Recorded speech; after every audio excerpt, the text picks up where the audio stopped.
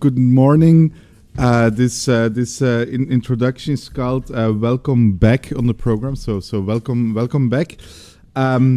So let me. I'm going to try to be super brief because I think we're already running a tiny bit late. Just like a couple of small things. Like first of all. In kind of my PSC capacity, I want to highlight that, like, you know, PSC is particularly happy to be able to host this event. We care a lot here about a kind of impact on policy making. And this is, of course, exactly what ReCIPE is also all about, and so we're very proud, therefore, to be able to host this big inception event. The other thing I want to just briefly mention is that an important part of what we do in ReCIPE is also disseminating the findings that we're going to create, right? So we haven't actually started to fund research yet, but at some point we will. And so to have policy impact, obviously, we need to have a kind of channels in place to reach out to the stakeholders of the work we do.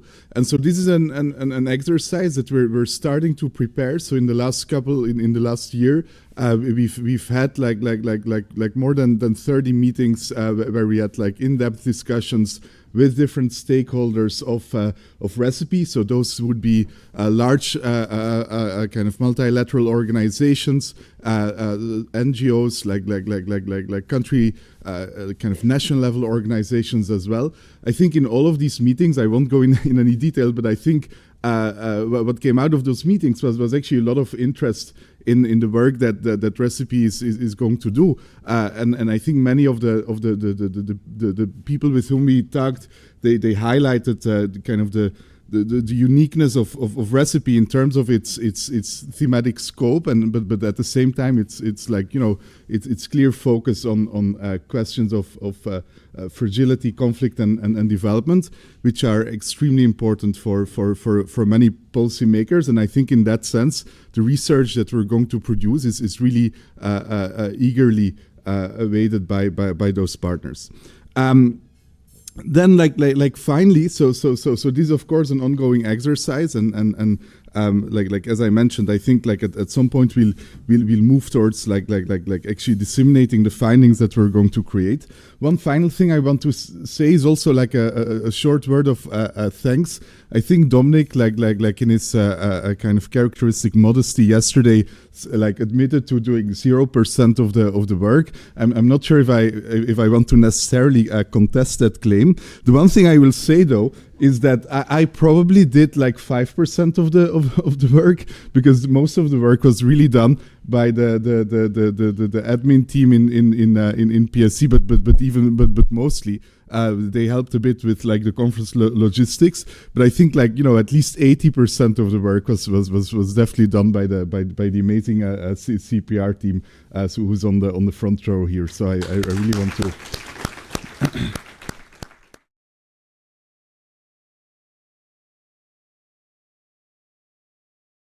Okay, so yeah, so this is the theme. So Mika Siachi and I are the theme leaders of this theme.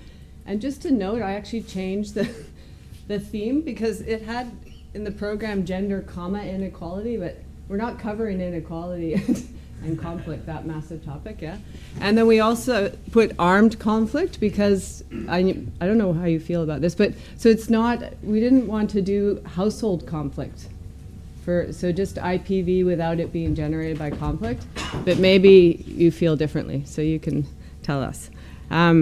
So anyway, I think relative to the other themes of this program, this is relatively understudied, particularly in the economics literature. So there's much more in the political science literature. There's very little in the economics literature by comparison. So that's another thing to decide with the paper, how much we cover of the political science literature. But it's a topic very easy to motivate. So just taking armed conflict through a gender lens. Yeah. Okay. So just for example, the most recent UN report from 2024 records more than 170 armed conflicts. Should I just stand here? As you wish. Yeah, I can stand here. Okay. Yeah. In that estimate, 612 million women and girls live within 50 kilometers of the conflict. This is a 150% increase relative to a decade ago.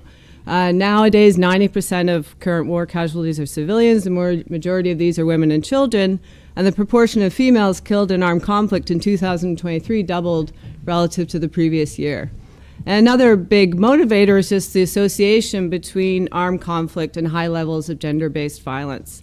And this includes, murder, torture, sexual slavery, violence, forced marriage, pregnancy, abortion, sterilization. And this has been ubiquitous throughout history in wars. And it remains, it's got its own acronym, conflict-related sexual violence, CRSV. It's a reoccurring atrocity, so it's hard to estimate. But for example, the big newsworthy items came out with the Bosnian conflict, where 25 to 50,000 Bosnian women and girls were raped. Quarter to 500,000 women and girls were raped during the 1994 Rwandan genocide. More than 60,000 in the civil war in Sierra Leone. And there's estimates as high as 48 rapes took place every hour during the conflict in eastern DRC in the height of that conflict. And the UN verified cases of this, which occurred in 2024, were 50% higher compared to the year before. So it's easy to motivate this topic. And there's a very active cross-disciplinary literature on it in conflict and in post-conflict settings. So what we thought we'd try to do in this theme paper is sort of endeavor to discuss mainly the quantitative research, and added to that ones that try to do causal identification to an extent. And we're guided by two overarching perspectives. So one is the consequences and determinants of female targeted violence during conflict. And then the second one is to change the perspective and look at the role of women in conflict as conflict actors. So we sort of thought of four overarching sort of sections. So one is gender-based violence in conflict. One is the gender-based consequences of conflict, which is the main literature where there is extensive literature. So sort of documenting how bad conflict is for female outcomes. Then female actors in conflict, aside from Francisco's sort of work, there's very little in economics, but there is in political science. And then gender-based policies are very small at this point as we can deter. So there is a bit on women in peace-building processes, again in the political science literature, very little in economics. So I'll just talk about, so it's sort of a little bit more about a theme paper of the limitations of the current research. So gender-based violence in conflict. So this is just the political science literature. I mean, there's a political science in the room, maybe they can correct me, but essentially it's defined as sort of three possible motivators for this. So one is a tactic of war with an intentional purpose.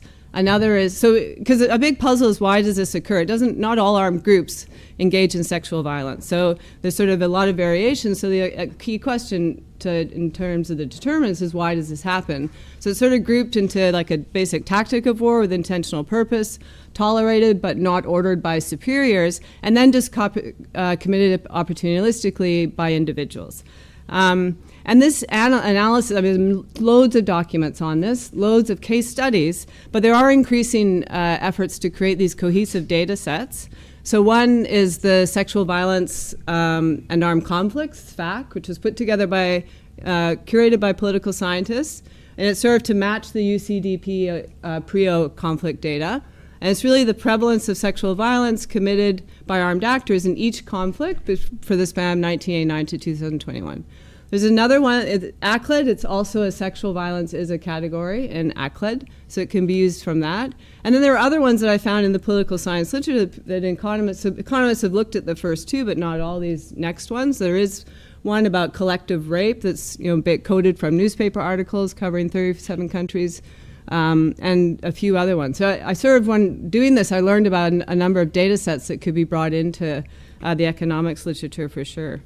So then just what are the determinants? So that's sort of just what are the determinants? Again, there's almost no empirical literature. So the political scientists sort of have correlated with this, like which kind of type of armed actors do we see more likely to commit this and so forth, but no sort of analysis of what are the core determinants of this.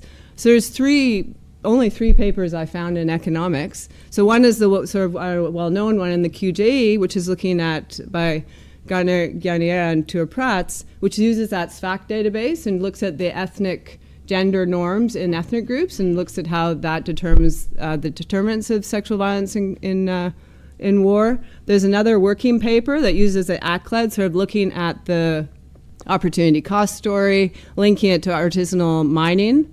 And then I've written a working paper, and I'll talk about that next, which is just looking at the climate change aspect possibly. But anyway, there's enormous scope. There's enormous scope to serve further causal empirical investigations to understand, which armed groups commit this and so forth. Because we really, and in conflict and in post-conflict settings, it's possible. So this is where there is a big literature, which is the consequences of armed conflict for just gender outcomes. So we sort of categorize them into 4 core groupings. So intimate partner violence is, my sense, the most written about. Then there's the education and health, which we touched upon yesterday in another theme, so you can take a gender angle to that. Forced displacement, again, a gender angle to that. And then the demographic shifts, which also someone mentioned yesterday, just the fact that wars change sexual ratios. So the intimate partner violence is well documented, heightened in conflict settings and post-conflict settings. And then the sort of core hypothesis is for why this is heightened is sort of a normalization of violence or an amplification of patriarchal norms. So this is sort of well studied. Of course, there's more context and more analyses that could be done. And then with regards to education and health, it sort of just comes into this broad grouping that war leads to lack of essential services, and this could have a disproportionate effect on females. So here, there's this well-written sort of reproductive health outcomes, educational outcomes of women. But actually, in other contexts that have looked at the effects on education for boys versus girls, that quite a few studies actually don't uncover a difference. They've looked at in terms of a gender bias here. And then one interesting hypothesis, which is the Trivers-Willard hypothesis, which is actually that sex ratio at birth actually vary by conflict, and it's sort of even an evolutionary biological explanation that when you're in times of stress, you should reproduce a female child because then you're more likely to reproduce more. So that's a hypothesis that's out there since the 70s, and it recently was interesting tested in Nepal conflict and even the 9/11 attacks in New York, actually finding they led to a sex ratio bias at birth. So another key thing is the forced displacement. So as we've already talked about, but again, there is a big gender lens to take with this because, for example, 10.6 million women were displaced in 2009, and this has gone to 16.2 by 2017. The vast majority are really just in 6 countries. So Syria, Colombia, DRC, Yemen, Afghanistan, Somalia. And again, we looked together, there's very few papers. So there's like really a handful of papers looking at the possible outcomes of this. So looking at refugees who have had to move because of conflict, and you do see some increased IPV, early marriage, and worse labor market outcomes. But again, there's lots to study there. And then there's the big demographic shifts, which we already mentioned yesterday, just the fact that wars typically, not as much now when civilians are dying more, but in armed conflict, of course, it takes male soldiers more. So, the big demographic shifts of having a biased sex ratio in favor of females, in general, that helps women. So they've gone into the labor force, they fill political positions, that affects fertility. And so in general, so the original work on this was looking at the World War I and II as shocks, and then Felipe has contributed and others to later other contexts and so forth. But this so that's another aspect of a gender lens of conflict. So female and actors in conflict, so taking this other perspective, there are again these really interesting databases that political scientists have put together. So women are not just victims of conflict, they're participants in resistance movements, they're active agents in the peace building and recovery process. So these interesting databases, this is one, Women Activities in Armed Rebellion. It was just put together in 2024. So they coded up 370 rebel organizations fighting in civil conflicts between 1946 and 2015. And the majority of rebel organizations include women, half actually at the front line as combatants, a quarter in the military hierarchy. And it is more common for leftist-leaning groups to include women. And then there's another interesting one that's about girl-child soldier data sets. Again, half of rebel groups recruit girl soldiers, active as combatants. But then there's also this aspect of forced slavery, forced sexual slavery, forced wives, and so forth. Like the Uganda, model was particularly notorious. But anyway, so then there are some work, this is mainly in political science, except for Francisco's work, sort of looking at the increase of what's the consequence of having women in these rebel groups. So they sort of show the increasing likelihood of engaging in peace talks with the state, easier transition into formal political parties, for example. Then there is just the fact that the lack of men leads to women into political office, possibly.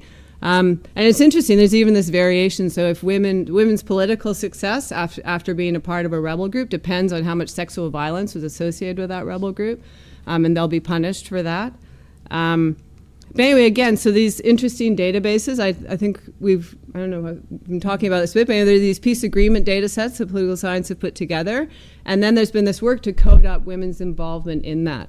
So, and you do see if women are directly involved, it's correlated with provisions in the peace process that are sensitive to women. And even things that they have to actually have a position of power in those negotiations. Just having a seat doesn't matter. But anyway, a lot of work to be done, a lot of interesting data sets, and again, mainly in the political science literature. And then just finally on policies. So then, the one policy is to think about them in the peace process. Another policy, so these community-driven development programs, these CDD programs, were often targeted to war-torn countries, and then they often had a stipulation that women had to be directly involved in that, in the sort of decision-making. They're typically a part of their design. So there's been a handful of RCT evaluations of these programs, and in fact, only one was successful in improving outcomes of women, and that was the one in Afghanistan. The two in DRC and Sierra Leone weren't. That's another. And then finally, just basic poverty alleviation programs that go into former war-torn areas like Uganda and Afghanistan that have been evaluated by Blattman and a few others. So they are those standard poverty alleviation microcredit programs targeting women. So there is a gender angle to that too. So you do see that. But in general, this is it that we could find. So it's not very much. So just future directions, there is significant, there was significant work trying to determine the long-term consequences of conflict on our exposure to gender-based violence for women, but far less trying to understand the determinants of why this would occur in the first place. Women have had active roles in conflict, the majority in rebel groups. Again, not much quantitative research. There's, again, all this innovative data sets we could use for economic analysis or more quantitative analysis. Again, the political role of women in post-conflict is, it's a UN mandate to involve women, but they aren't very involved. And so there's a lot of work to do there. And also I think just that's typically women in these formal structures, but there's also a lot of grassroots where, women are involved in grassroots organizations or informal political institutions and that's not studied very much at all. And then there's great scope for experimental research. So on gender inequality, as I've mentioned, there's just these very few policy evaluations on poverty alleviation interventions, and we couldn't find any experimental work trying to determine GBV, the gender-based violence, and that the sexual violence aspect or gender-based behaviors, other than just these poverty alleviation ones. So there's a lot of experimental work to do, and then there's even scope for theoretical work. So conceptually, trying to formalize why some armed actors would engage in GBV and others wouldn't, or frameworks which explicitly address what the political inclusion or exclusion of women in the peace building process, the political economy factors of that. So in general, there's just a lot to do. So I don't know. So I don't know how I'm doing my time, but I'll switch. Does anyone want to say anything or think about something I've missed? I don't know. We've missed? Yeah. I think it's a bit depressing, right? The current political climate, if you look at the US, how women are even pushed out there. And I think it's kind of wonderful that we are able to at least have this and kind of have these kind of debates here, right? I think let's hope FCO stays strong and the current climate. Yeah. No, I agree, yeah. Okay, so then I'll just talk a little bit about this other work I've been working on. Oh.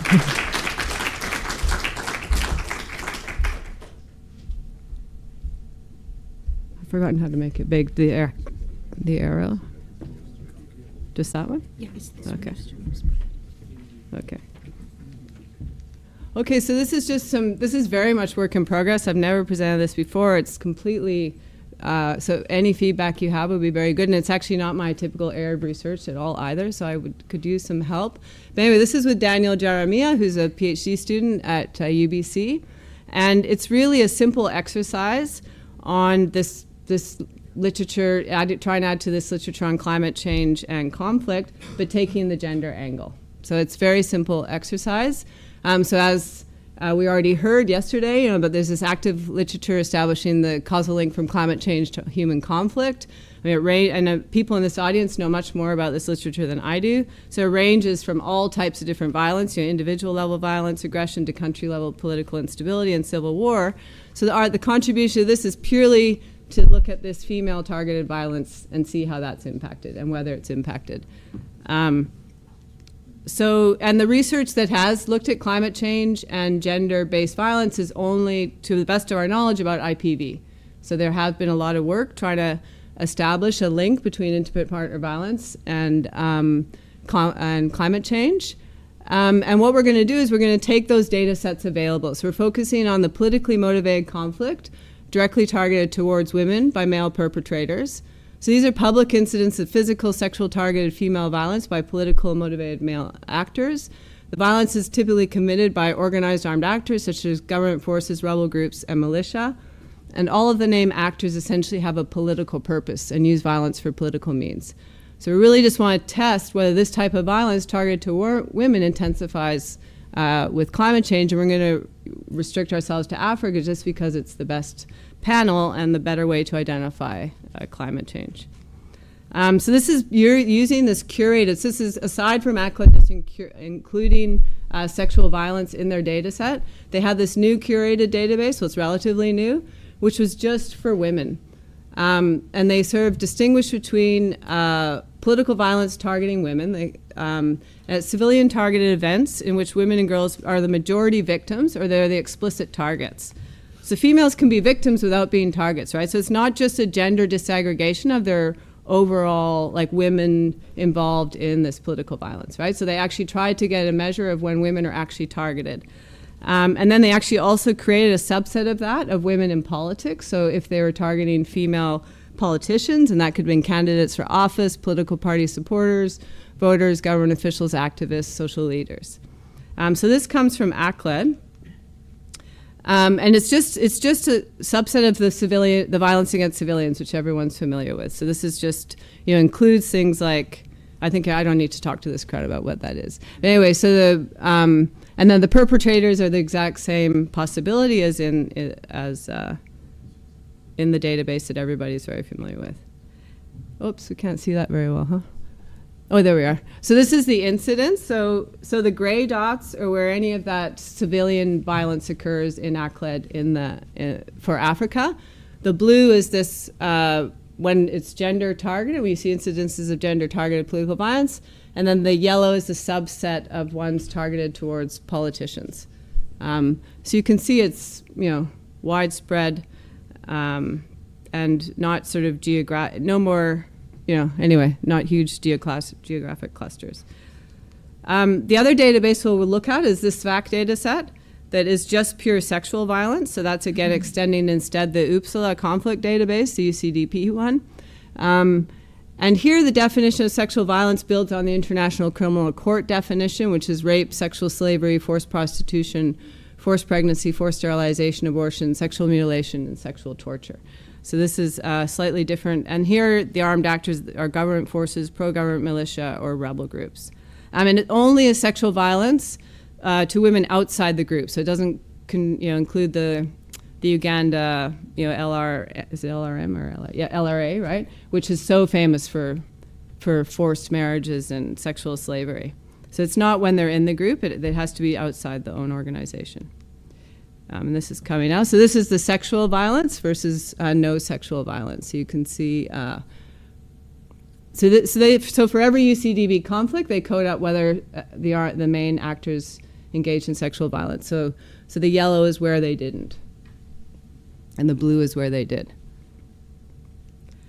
Okay, so we're just following the standard climate change literature on this. So again, we're probably doing something wrong. So if anyone can tell us.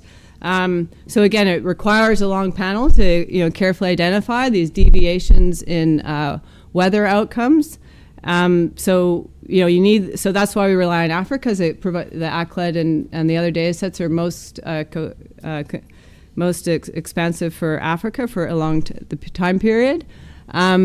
And we're going to look at all this. This was just an open box of trying to detect if there is anything. So we decided to use all the three possible measures of climate change. So temperature, precipitation, and the drought index, the SPEI, which is essentially a joint one, sort of trying to predict the incidence of drought.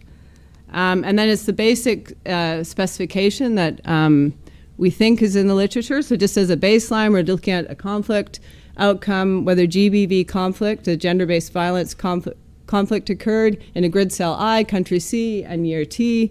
The climate events are going to, as the literature has sort of said, can have dynamic effects. So we're going to include lag variables just to 3, and we play around with that. And then we're just standardizing our climate variable relative to the long-term average over the whole period, but then we play around with how we can define that too. So we play around with the specifications, but the results I'll show you right now are just this basic.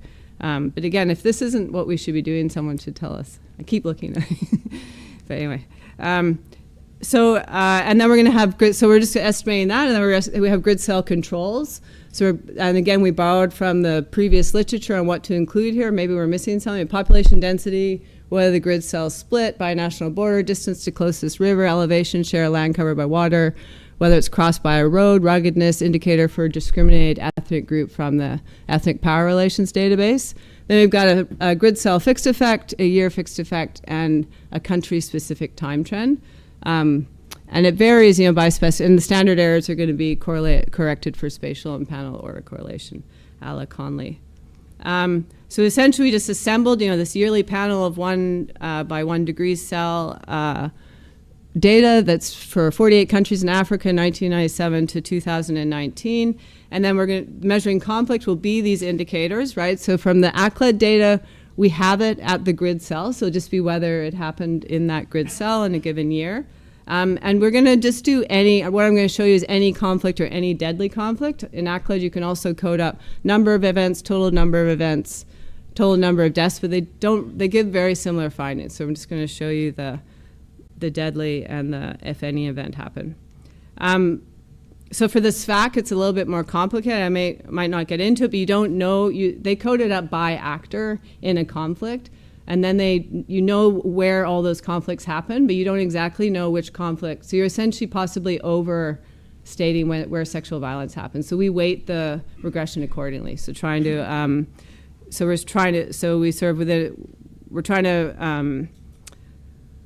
anyway, yeah. So we weighted accordingly, try to not over-bias that. Oh, here it is, yeah. So anyway, we're just trying to reduce the light. We've probably different ways we can do this, but anyway, I won't get into this right now. So I'll just show you the basic findings. So this is now, so we're going to do it by different measures, right? So temperature, then precipitation, then the drought index. And essentially, this is the event indicator of this political violence targeting women. So I'll show you it for that, then for the outcome of violence in politics or the pure sexual violence. And essentially, it varies by specification, but you do see some positive effects from temperature. And also for the deadly event. For precipitation, there is a bit, but we don't see as much. And then for SPI, we see a bit as well. And so that's the political violence just targeting women, and this is the one in politics. So this one we see less of, but there are not many events of targeting women in politics. So a little bit of the same signs. And then this is for precipitation, the drought index. And now this is the sexual violence. So again, we see temperature, positive related, For the sexual violence precipitation, less so. And then there seems to be some relationship between SPI and the SVAC. In this case, it was a negative. So if we put in all the fixed effects, this one is a negative effect, which you interpret because high SPI means not very much drought. So this is the negative shock increasing sexual violence.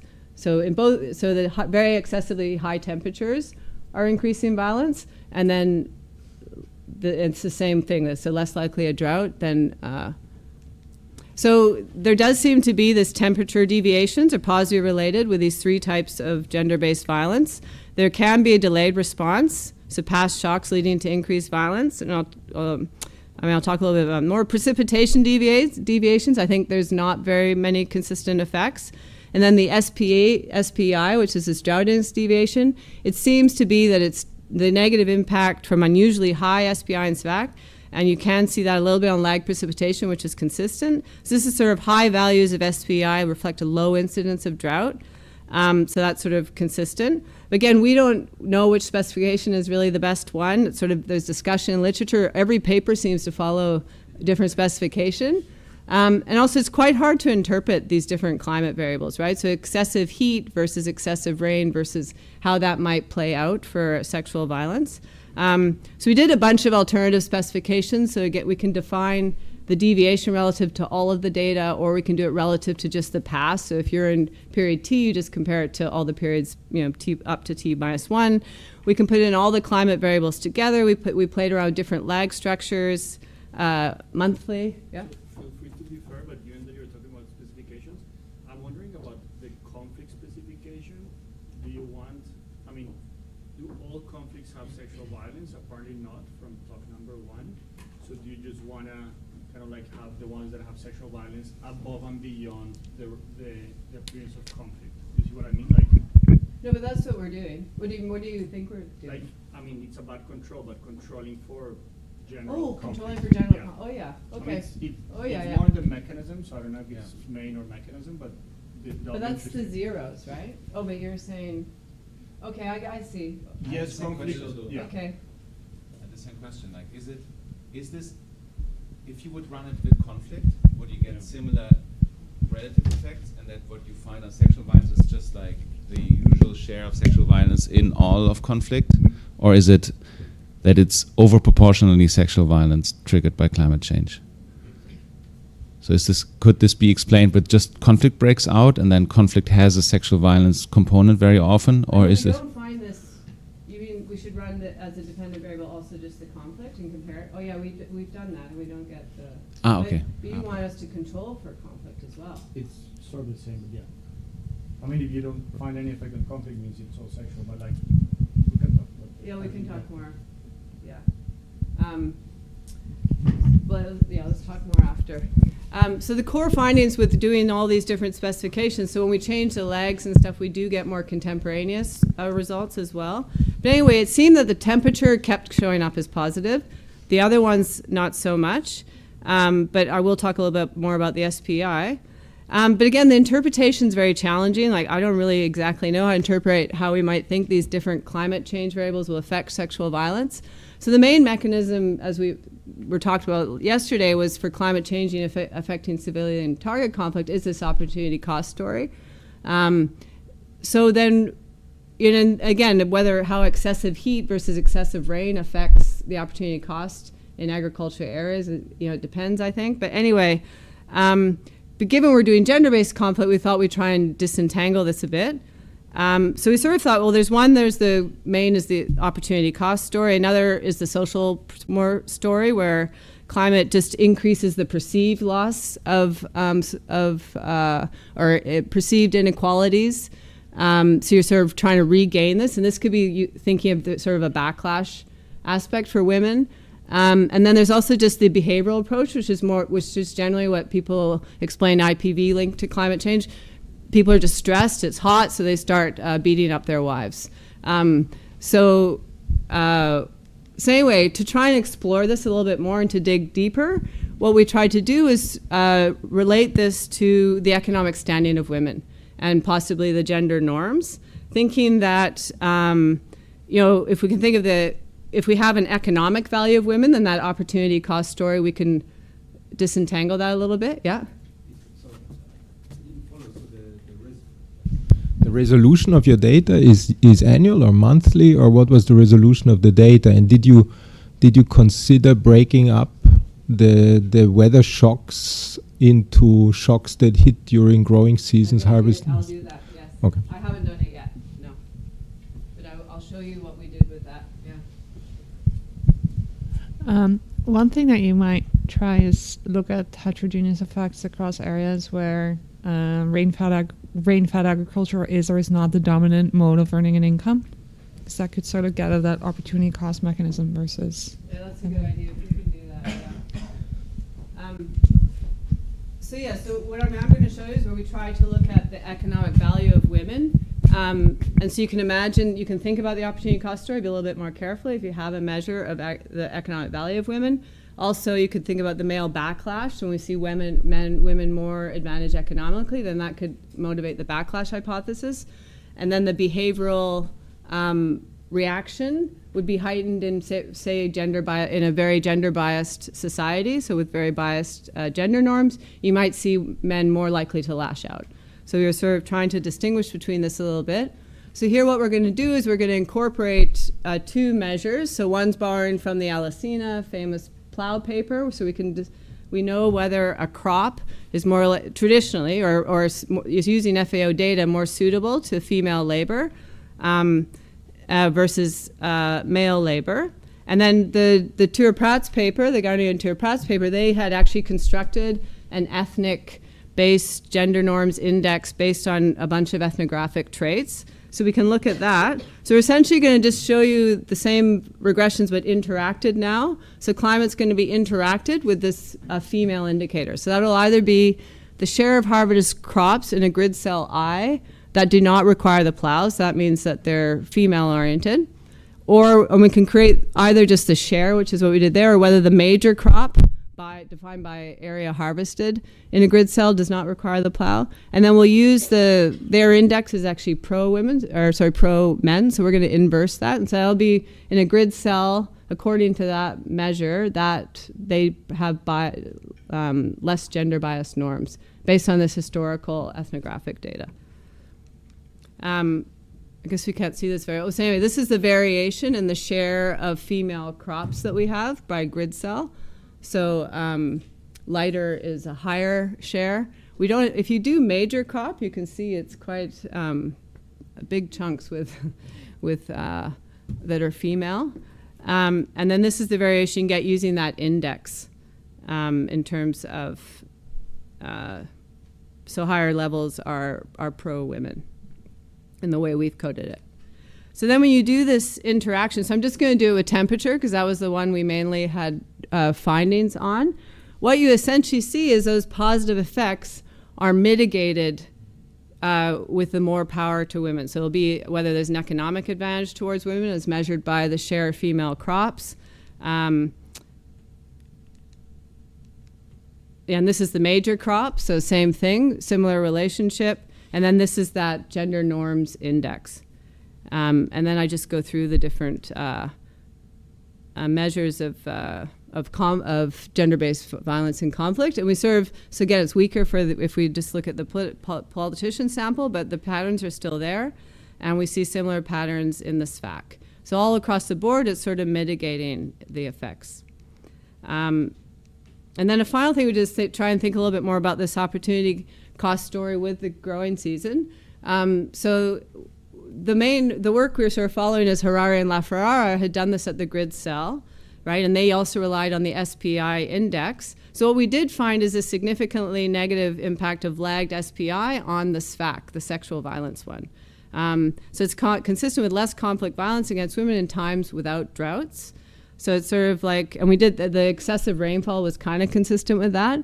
But anyway, what we know from previous work is distinguishing this from the growing season, right? So the opportunity cost explanation, but then we want to think about it's males conducting the violence, right, and females suffering the violence. So you can think about if it's a male versus a female crop, they're the perpetrators of the violence. They're the ones facing the opportunity cost, right? So anyway, so first I'm going to show you whether whether it's just we're in the growing season or not, and then whether that major crop, is female or not. So what this is showing you is that, so remember the negative impact, we're finding a negative impact on SFAC. We should have seen, if this was an opportunity cost story, we should see that more emphasized in the growing season. Okay, so we're not seeing that. If anything, it's positive. And then added to that, when we interact it with whether that crop is also female, major crop's female, we don't get the story consistent with the opportunity cost story either. Okay, so essentially we have, if we don't do it with interaction of female crops, we get this lag negative SPI and SFAC experience outside the growing season. So that's inconsistent with the opportunity cost explanation. Because essentially the lag positive shock, so high SPI in growing season induces more sexual violence. And the interaction with female crops, the major crop being pro-female, the positive shocks to the positive shocks SPI during the growing season. Another way to think about it is in the grid cells where the major crop's pro-male, the positive shocks during the growing season exacerbates SFAC. So it's again inconsistent with the opportunity cost story on behalf of male perpetrators. Yeah. Yeah, one clarifying question. The growing season, you're measuring the conflict in the growing season or the climate shock in the growing season? The climate shock. Okay, so it's not, okay. Yeah, yeah. So I was wondering how much of this is FGC, and if it is, then whether you can interact with pastoralism? Oh yeah, it's not FGC. It's not FGC. No. It's because it's committed by militia. They don't generally get it. That's a cultural thing, yeah? Okay, so then we thought, well, maybe it's actually these effects are a female empowerment explanation. Okay, so when women enjoy a relative economic advantage, so for example, exceptionally high good agricultural yields on the female-oriented plots, we actually observe a reduction in incidence of SFAC. So again, that's against the social conflict view, where you would expect when women gain an economic advantage, if we saw this backlash, we should see more, right? But we don't, so there isn't this sort of increased effort to regain control or reappropriate perceived or actual losses by the male perpetrators. And added to that, this sort of, the fact that we, I won't, anyway, so I think what we think they're most consistent with is that it's sort of possibly inducing this heightened kind of behavioral reaction. So it's more gender-targeted political aggression by our male perpetrators, and that's exactly what's in line with the IPV argument. But what we find is when the society is more female-oriented in terms of economic advantage or this gender norms index, that can mitigate these impacts. So it's sort of like our male actors engage in even more gender-based violence when it's induced by this increased climate stress and vulnerability in contexts plagued by gender-biased views and norms. So that seems to be what the data is most consistent with at this point. Okay, I think that's all I have. Yeah, thank you. But any comments? I've two questions, and it's mostly me being confused. But I think that there is this entire literature now about you should run difference and differences differently, and two-way fixed effects are really tricky. And I think you have it's kind of staggered treatment. So I think Santa Ana, the entire critique applies. And I don't know what that means for what you should be doing, but I think that it's worth looking into. Deal with it, yeah.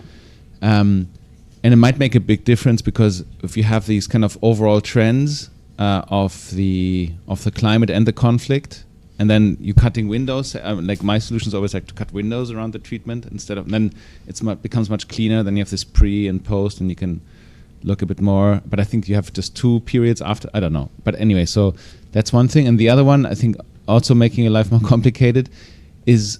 If I understood the argument correctly about gender norms, is that it's also like male-dominated societies attacking more viciously female-dominated societies, and I think maybe That's that other paper, yeah. yeah, and I But think this is yeah. Sorry, yeah. and that would be interesting to see whether you have spatial things happening where like it's actually outsiders that are perpetrating the sexual violence. So it's like the trigger is actually somewhere else. It's like a climate shock in the neighbors. Oh, I see. And Yeah, so it's yeah, a yeah. male neighboring group attacking the female local group, something like this. Yeah, we can look at that. That's a good idea. Thank you.